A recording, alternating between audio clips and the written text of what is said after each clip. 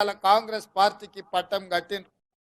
ఇవాళ మీరు చూస్తున్నారు, వచ్చిన నెల నుంచి మనమేమో అల్లాటప్పగా రాలే, అడుక్కొని రాలే, అయ్య పేరు చెప్పుకొని రాలే, లేకపోతే అడక్క తిని రాలే. నిటారుగా నిలబడి కొట్లాడి కాంగ్రెస్ పార్టీ కార్యకర్తలు జెండా మోస్తే మీరు అభిమానంతో గుండెల్లో పెట్టి చూసుకుంటే సోనియమ్మ మీద, మల్లికార్జున ఖర్గే గారి నాయకత్వం మీద నమ్మకంతో ఇవాళ కాంగ్రెస్ పార్టీని గెలిపించారు. 65 మంది శాసనసభ్యులు ఈరోజు ముఖ్యమంత్రిగా, సిఎల్పి నాయకుడిగా మనల్ని ఎన్నుకుంటే మనం ఇవాళ ఉన్నాం. ఇవాళ సంపూర్ణమైన మెజార్టీతో మనం అధికారంలోకి వచ్చినాం. కానీ వాడొకడు వీడొకడు మోపయ్యి అట్లెట్లుంటది, 6 నెలలనే పోతుంది, 3 నెలలనే కూలుతుంది అని అంటారు. నేను అడుగుతున్న మిత్రులారా, అంత మొనగాడేవాడా నీ రాష్ట్రంలో ఉండా మన ప్రభుత్వాన్ని పడగొట్టేటోడు? ఒకవేళ మన ప్రభుత్వాన్ని పడగొట్టాలని ఆలోచన చేస్తే ఈ పక్కనే కూతవేటు దూరంలో ఉన్నది ఫామ్ హౌస్. కాంగ్రెస్ పార్టీ కార్యకర్తలు అనుకుంటే ఫామ్ హౌస్ గోడలు కాదు, ఇటుక పిల్లలు కూడా మిగిలవు బిడ్డ. గోతి తీసి పాతి పెడతారు మా కార్యకర్తలు అనుకుంటే. ఇవాళ మేము మంచోళ్ళం, మర్యాదస్తులం కాబట్టి ఇంకా మీరు బజార్లో తిరుగుతుండ్రు, శాసనసభకు వచ్చి ఇవాళ అసెంబ్లీలో మాట్లాడుతున్నారు. ఇవాళ ప్రజాస్వామ్యం మీద గౌరవం, విశ్వాసం ఉండి ప్రజలు ఎన్నుకున్న ప్రభుత్వంగా ప్రతిపక్షాలకు కూడా అవకాశం ఇవ్వాలి. ప్రజా సమస్యల మీద చర్చ జరగాలి, తద్వారా సమస్యలు పరిష్కరించాలని జరుగుతున్న శాసనసభ సమావేశాలలో ప్రతిపక్షాలకు కూడా అవకాశం ఇచ్చినాం. 10 ఏళ్లలో ఏనాడైనా ప్రతిపక్షాలకు అవకాశం ఇచ్చిన మాట కనిపించిందా? ఒక దళితుడు బట్టి విక్రమార్క గారు సిఎల్పి నాయకుడిగా ఉంటే 6 నెలలు కూడా ఉండనీయలే. 12 మంది ఎమ్మెల్యేలను చీల్చుకొని ఆ పదవి కూడా గుంజుకున్నారు. ఇవాళ పేదవాడు పదవిలో ఉంటే ఓర్వలేని మీరు ఇవాళ ఒక రైతు బిడ్డ, రైతు కుటుంబం నుంచి వచ్చిన నేను ఆ ముఖ్యమంత్రి కుర్చీలో కూర్చుంటే మీ కడుపు కాలుతుందా, మీ కళ్ళు మండుతున్నాయా అని నేను అడుగుతున్నా. ఒకవేళ మీ కడుపు కాలినా, మీ కళ్ళు మండినా మీరు మమ్మల్ని ఏమన్నా చేయాలని చూస్తే మా కార్యకర్తలు మీ కళ్ళల్లో కారం పెట్టి కొడతారని చెప్పి నేను ఈ సందర్భంగా చెప్పదలుచుకున్నా. ఇవాళ వాళ్ళు అనుకుంటున్నారు దోచుకున్న సొమ్ముంది, దాచుకున్న సొమ్ముంది, అది ఇచ్చేవారు నన్ను సంతలో పశువులను కొన్నట్టు కొనాలని అనుకుంటున్నారు. ఇవాళ పప్పులేం ఉడకవు. ఎవరన్నా మీతో కలిసినా, ఎవరన్నా మీతో మాట్లాడినా ఈ రాష్ట్రంలో ప్రజలు వాళ్ళను సామాజిక బహిష్కరణ చేస్తారు. అందుకే ఇవాళ మేము వచ్చిన నెల నుంచి ప్రతి సమస్యను అవగాహన చేసుకొని ప్రతి చిక్కుముడిని విప్పించి ఇవాళ తెలంగాణ రాష్ట్రంలో, తెలంగాణ ఉద్యమంలో విద్యార్థులది, నిరుద్యోగ యువకులది అత్యంత కీలకమైన పాత్ర. తెలంగాణ ఉద్యమంలో ఉస్మానియా, కాకతీయ యూనివర్సిటీల విద్యార్థులు ముందు బాగానే నిలబడి తెలంగాణ ఉద్యమాన్ని ముందుకు నడిపించి వందలాది మంది యువకులు ఆత్మత్యాగాలు చేసి ఈరోజు తెలంగాణ రాష్ట్రం సాధించుకున్నారు. మరి రాష్ట్రంలో 2 లక్షల ప్రభుత్వ ఉద్యోగ ఖాళీలు ఉంటే భర్తీ చేసిండా కేసీఆర్ అని నేను అడుగుతున్నా. 10 ఏళ్ళు వాళ్ళు చేయలే, 10 ఏళ్ళు వాళ్ళకి సోయి లేదు. పేదోళ్ళ పిల్లలు అశోక్ నగర్ చౌరస్తాల్లో, దిల్సునగర్ చౌరస్తాల్లో, అమీర్పేట్ చౌరస్తాల్లో, మేడ్చల్ చౌరస్తాల్లో కోచింగ్ సెంటర్ల చుట్టూ తిరుగుతూ ఉద్యోగం లేక, ఉపాధి లేక, ఈరోజు ఊరికి పోలేక, తల్లిదండ్రులకు మొహం చూపించుకోలేక అవమానంతో ఆత్మహత్యలు చేసుకునే పరిస్థితి ఆనాటి ప్రభుత్వం కల్పించింది. అందుకే మనం అధికారంలోకి వచ్చిన వెంబడే 90 రోజుల్లో 30,000 ప్రభుత్వ ఉద్యోగాలు నిరుద్యోగ యువకులకు ఇచ్చి ఇవాళ రాష్ట్ర ప్రభుత్వం పేదలకు అండగా నిలబడ్డం. నిన్నగాక మొన్న కేసీఆర్ బిడ్డ ఆమె బతుకమ్మలు ఆడుడో, లేకపోతే వంట వార్పులు చేసుడో, బెంజ్ కార్ల తిరుగుడో, ఇవన్నీ నాకు తెలియదు. కానీ ఆడబిడ్డలకు ఉద్యోగాలు ఇవ్వలేదు, 12% కూడా మీరు ఇచ్చిన ఉద్యోగాలని నేను ఇవాళ చెప్పదలుచుకుని ఈ వేదిక మీద నుంచి దాదాపుగా 28,000 పైచలకు ఉద్యోగాలు ఇస్తే 43% మేము ఇచ్చిన ఉద్యోగాలలో ఆడబిడ్డలకు మేము ఉద్యోగాలు ఇచ్చినాం. లెక్కలతో సహా పేర్లతో సహా మేము చెప్తాం. శాతనైతే నీ అయ్యను అసెంబ్లీకి దోలు. అసెంబ్లీలో మొత్తం 43% ఆడబిడ్డలకు ఇచ్చిన ఉద్యోగాలు ప్రతి ఆడబిడ్డ పేరు చెప్పే బాధ్యత నాది. సభలోకి రారు సన్నాసులు, సభలో మాట్లాడరు, రమ్మంటే పారిపోతారు, కళ్ళలకు చూడడానికి భయం, ఇంటికాడ వంటారు, ఫామ్ హౌస్ లో ఉంటారు, నల్లగొండలో పోయి ఉపన్యాసాలు చెప్తారు. మళ్ళీ వస్తాయి కదా అసెంబ్లీ ఎన్నికలు, లేకపోతే రేపు జరగబోయే పార్లమెంట్ ఎన్నికలు, మీకు డిపాజిట్లు వస్తామేమో చూసుకోండి. ఈ శాసనసభ సమావేశాలలో మీ అయ్యని రమ్మను, మేము ఏం చేసినామో లెక్కలు చెప్తాం. ఇవాళ ఇన్ని రోజులు ధర్నా చౌకే వద్దు, ధర్నా చౌక్ ఎందుకు అన్నారు. మరి ఇవాళ సిగ్గు లేకుండా పోయి ధర్నా చౌక్లో ధర్నాలు చేస్తున్నారు. మా ప్రభుత్వము ప్రజాస్వామిక ప్రభుత్వం. ప్రజాస్వామ్యంలో ప్రతిపక్షాలకు స్వేచ్ఛను ఇవ్వాలి అని మా ప్రభుత్వం అనుమతిస్తేనే ఇందిరా పార్కు ధర్నా చౌకులో ఆమె కవితమ్మ ధర్నా చేసింది. మీ అయ్యి ఉన్నప్పుడు ఎప్పుడన్నా ఎవరికైనా అవకాశం ఇచ్చిండ్రా అమ్మ? ఎవరితోనైనా మాట్లాడిర్రా? ఎవరికైనా కనిపించినా మీ అయ్యా? ఇవాళ ఆడబిడ్డలకు అవకాశం లేదంటవా? 2014 నుంచి 2019 వరకు మంత్రివర్గంలో ఒక మహిళ కూడా లేదు. ఆయనలో ఏడిపోయిందమ్మా నీ నీ తెలివితేటలన్నీ? ఆయనలో నీకు శాత కాలేదా మీ నాయనని అడగనికే? అయ్యా ఒక మంత్రిని ఈ మంత్రివర్గంలో అని. అది మాత్రం శాత కాదు. 90 రోజులు కాలేదు. ఓ దిక్కు 6 అడుగులైనా, ఓ దిక్కు పోయడముతైనా, ఇంకొక దిక్కు కవితమ్మ. వీళ్ళందరూ బయలుదేరిండు మనతో కొట్లాడతారంట. ఏందా కొట్లాడేది? మీ శాతం అయితే మీరు ఏం చేసిరో చెప్పురు. ఇక ఆయన మేడిగడ్డ 3 పిల్లర్లు పోయినాయి. 3 పిల్లర్లు పోయినాయి కాబట్టి అవి కట్టురండి. ఎందుకు తొందర పడుతున్నావు కేసీఆర్? బండారం బయట పడుతుందనా? మేడిగడ్డ కాస్త మేడిపండు అయింది, మొత్తం కుప్పగూలుతుంది మళ్ళీ వాన వస్తాయనా? ఆయన ఉద్దేశం అంతా ఆయన కట్టింది కుంగింది, అన్నారం పగిలింది కాబట్టి అర్జెంటుగా దానికి పూత ఊసి హరేక్ మాల్తోని దాన్ని రిపేర్ చేసి ఇక అయిపోయింది, మా చేతులు ఏం లేదు, మొత్తం వాళ్ళదే అని మా మీద నెట్టనికనా? అందరం కలిసి పోయినాం కదా, శాతనైతే అల్లు వచ్చేది ఉండే. ఏమైందో మేడిగడ్డలా చూపించటోళ్ళం. ఇవాళ రిపేర్ చేయి అంటుడు. రిపేర్ చేయడానికి అది వనికి రావాలి కదా.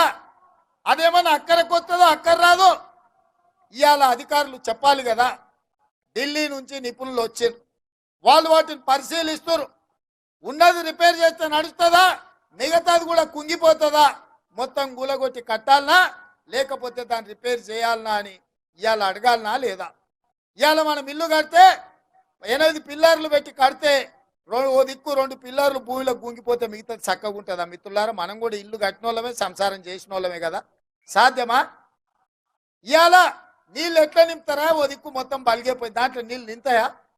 చెరువు నిండితే అలిగెళ్తే కూడా నీళ్లు పోతాయి. తూము పగిలిపోతే మొత్తం అంతా బాగానే ఉంది కానీ తూము బొక్క పడితే నీళ్లు ఉంటాయా?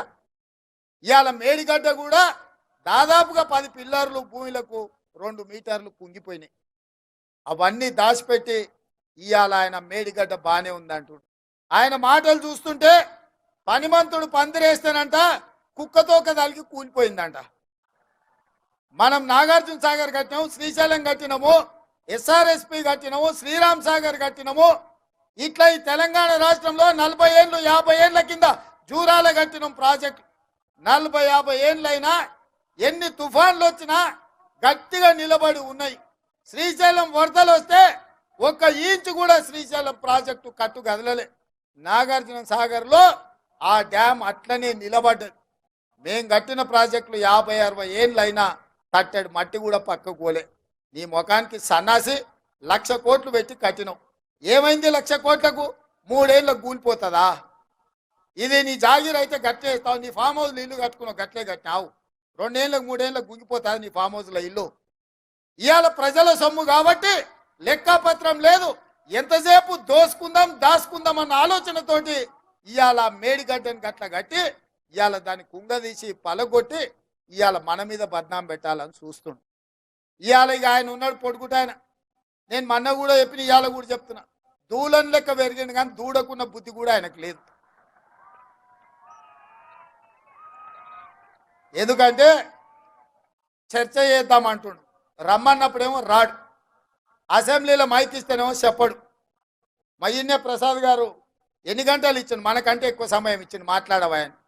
మాట్లాడేది ఉండే ఏం చేసిర్రో మీరు ఇవాళ. అందుకే మిత్రులారా, 10 ఏళ్ళల్లో ఒక్క పని చేయలే. మల్కాజ్గిరి నుంచి మనం మేడ్చల్ వరకు మనకి ఎంఎంటీఎస్ రైలు ఉంటే పట్టాలు వేసినా కూడా డబ్బాలు కొనలే ఈ సన్నాసుడు. మనకు మెట్రో రైలు రాలే. మా జంగయ్య చెప్తున్నాడు ఇప్పుడే, అన్న మేడ్చల్ వరకు 4 నియోజకవర్గాలు ఉన్నాయి, మెట్రో రైలు రావాలి. 10 ఏళ్ళు అయింది, ఎందుకు తీసుకురాలే కేసీఆర్? కనీసం ఆలోచన చేసిండా? ఇవాళ మన ప్రాంతంలో జవహర్ నగర్ డంపింగ్ యార్డు, ఆ నీళ్లతోని పక్కలున్న గ్రామాలు కలుషితం అయిపోయి చెరువులలో చేపలు బతికేటట్లేదు, ఊర్లలో మనుషులు బతికేటట్లేదు. కనీసం కాదాన్ని కూడా చక్కగా దిద్దలేకపోయినా సన్నాసి జవహర్ నగర్ డంపింగ్ యార్డ్ల. ఇలా ఏదన్నా చూడండి, మన ప్రాంతంలో వాళ్ళు వచ్చినాక నష్టం జరిగింది. ఇవాళ హైటెక్ సిటీ దిక్కు కోకాపేట, మంచిరేవుల, పుప్పాలగూడ, నార్సింగ్లో 100 కోట్లు ఎకరం పోతుంది. మరి మేడ్చల్ దిక్కు 10 కోట్లకు కూడా ఎందుకు పోతలేదు? ఈ ప్రభుత్వం ఈ ప్రాంతానికి రావాల్సిన ఫ్లైఓవర్లు, రోడ్లు వైడనింగ్ చేయకపోవడమే కదా. అందుకే ఇవాళ కరీంనగర్, ఆదిలాబాద్, మెదక్ ఈ ప్రాంతాలకు పోనీకే పెద్ద పెద్ద స్కైవేలు కానీ పెద్ద రోడ్లు కానీ ఇవాళ మనం రాగానే ఈ ప్రాంతాన్ని అభివృద్ధి చేయాలి. మనం కూడా కోకాపేటలో ఎట్లయితే 100 కోట్లకు ఎకరం భూమి పోతుందో మన ప్రాంతంలో కూడా ఐటీ ప్రాజెక్టులు రావాలి, ఐటీ కంపెనీలు రావాలి, మన భూముల విలువ పెరగాలి, మనం బాగుపడాలి. హైదరాబాద్లో ఉన్న చెత్త అంతనేమో మన ఊర్లో పోస్తారంట, హైటెక్ సిటీ ఏమో కోకపేటలో కడతారంట. మరి ఈ మేడ్చల్ ప్రాంతం ఏం పాపం చేసిందా? ఈ ప్రాంతం అభివృద్ధి చెందుందా? హైదరాబాద్ నగరానికి నలుదిక్కుల అభివృద్ధి రావద్దా? ఆయన కాంగ్రెస్ ఉన్నప్పుడే కదా ఔటర్ రింగ్ రోడ్ కట్టింది, హైటెక్ సిటీ తెచ్చింది, లేకపోతే అంతర్జాతీయ ఎయిర్పోర్ట్ కట్టింది. జీనోమ్ వ్యాలీ ఈడ మనం ఉన్నప్పుడే కదా వచ్చింది తుర్కపల్లిలో. మా వేణి ఇన్నే ఉన్నట్టున్నాడు సర్పంచ్. ఇవాళ జీనోమ్ వ్యాలీలో వేలాది మందికి ఇవాళ ఉద్యోగాలు వస్తున్నాయంటే కాంగ్రెస్ ఉన్నప్పుడే కదా ఈ ప్రాంతానికి తెచ్చిందని నేను అడుగుతున్నా. ఇవాళ ఈ ప్రాంతం అభివృద్ధి చెందడానికి, ఈ ప్రాంతంలో తాగడానికి గోదావరి జలాలు రావడానికి కాంగ్రెస్ పార్టీ కాదా? అందుకే మిత్రులారా, ఇవాళ ఆలోచన చేయండి. ఎవడెవడో వస్తాడు, ఏదేదో చెప్తాడు, ఎవరిని నమ్మకండి. ఇవాళ మన ప్రభుత్వం ఉంది, మీ సమస్యలు తెలిసిన ప్రజాప్రతినిధి ఇక్కడ మీ అన్న, మీ తోడుగుండే మీ సోదరుడు ఇవాళ ముఖ్యమంత్రిగా ఉన్నాడు. తప్పకుండా ఈ ప్రాంతాన్ని అభివృద్ధి చేసే బాధ్యత కాంగ్రెస్ పార్టీ తీసుకుంటుంది. ఈ ప్రాంతానికి ఏమేం కావాలో లెక్క రాసుకొని బరాబర్ మీకు మంజూరు చేసి ఈ ప్రాంతాన్ని అభివృద్ధి చేసే బాధ్యత మేము తీసుకుంటామని నేను చెప్పదలుచుకున్నా. అందుకే మిత్రులారా, రాబోయే ఎన్నికల్లో మీరు ఆలోచన చేయండి. ఇవాళ రాష్ట్ర ప్రభుత్వమే కాదు, పార్లమెంటులో 14 మంది మన కాంగ్రెస్ వాళ్ళు ఉంటే ఎవరున్నా ప్రభుత్వం, పొత్తుల ప్రభుత్వం మనమే వస్తుంది. ఇవాళ మోడీ 400 సీట్లు వస్తాయి అంటుండు. 400 సీట్లు వస్తే పొత్తు పెట్టుకోనికే చంద్రబాబు నాయుడు ఎందుకు? ఒరిస్సాలో నవీన్ పట్నాయక్ ఎందుకయ్యా నీకు? నీ సంసారం చక్కగా ఉంటే ప్రతి రాష్ట్రంలో ఒక్కొక్కరిని కలుస్తున్నావు కదా. మహారాష్ట్రలో శివసేనను చీల్చినావు, ఎన్సీపీని చీల్చినావు, కర్ణాటకలో పోయి దేవగౌడతో పొత్తు పెట్టుకున్నావు, ఆంధ్రప్రదేశ్లో పోయి చంద్రబాబు నాయుడుతో పొత్తు పెట్టుకున్నావు, ఒడిశాలో పోయి నవీన్ పట్నాయక్తో పొత్తు పెట్టుకున్నావు, బీహార్లో పోయి నితీష్ కుమార్తో పొత్తు పెట్టుకున్నావు, ఉత్తరప్రదేశ్లో పోయి అప్నాదల్ సుప్రియ అప్నాదల్ అనుప్రియ పటేల్తో పొత్తు పెట్టుకున్నావు. ఇవాళ ఎన్డీఏ మొత్తం అతుకుల బొంత కాదా? ఇవాళ నిజంగానే నరేంద్ర మోడీ భారతీయ జనతా పార్టీ 400 సీట్లు గెలిచేటట్టుంటే ఈ అతుకుల బొంత ఎందుకు కడుతుండు? ఇంతమందిని ఎందుకు అడుక్కుంటుండో ఒక్కసారి ఆలోచన చేయండి. మనందరం కూడా రాజకీయ నాయకులమే కదా, సర్పంచులమో, ఎంపీటీసీలమో, కౌన్సిలర్లమో, కార్పొరేటర్లమో అయినోళ్ళమే కదా. మనం ఇల్లు తిరిగి అడుక్కుంటున్నామని అంటే మనం ఓడేటట్టు ఉంటేనే కదా మనం ఇల్లు పోయి అడిగేది, శత్రువు ఇంటికి కూడా పోయి. నిన్నటి వరకు పడనోళ్ళని అందరినీ, నిన్నటి వరకు అక్రమ కేసులు పెట్టిన వాళ్ళందరినీ ఇవాళ నరేంద్ర మోడీ ఎందుకు అడుక్కుంటున్నాడు అంటే భారతీయ జనతా పార్టీ కాలం చెల్లింది.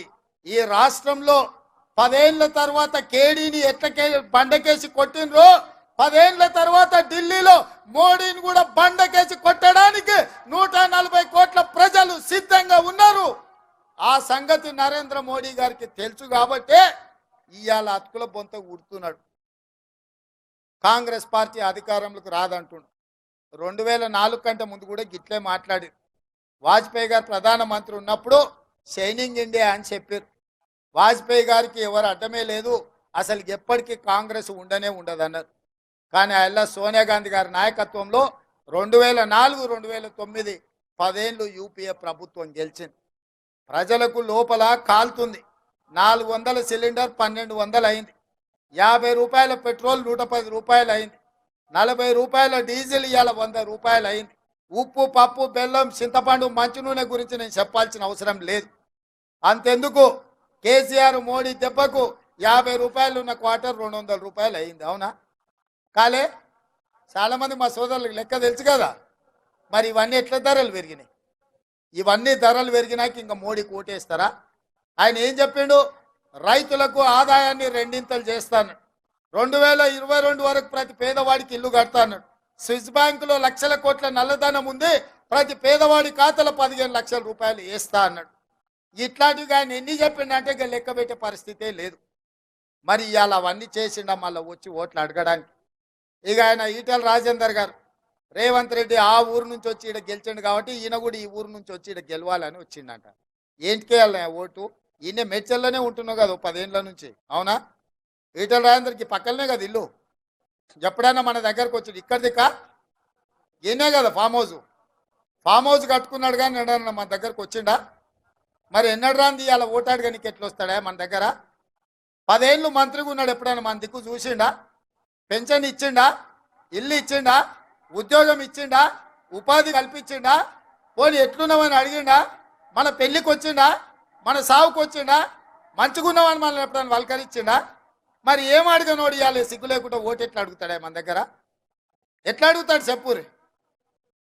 కాబట్టే మిత్రులారా, ఆయన అనుకున్నట్టున్నాడు, పాలమూరు నుంచి వచ్చిన రేవంత్ రెడ్డిని గెలివనీయలేదా, ఆయనను గెలిపించారు కదా, ఇవాళ నన్ను కూడా గెలిపిస్తారేమని.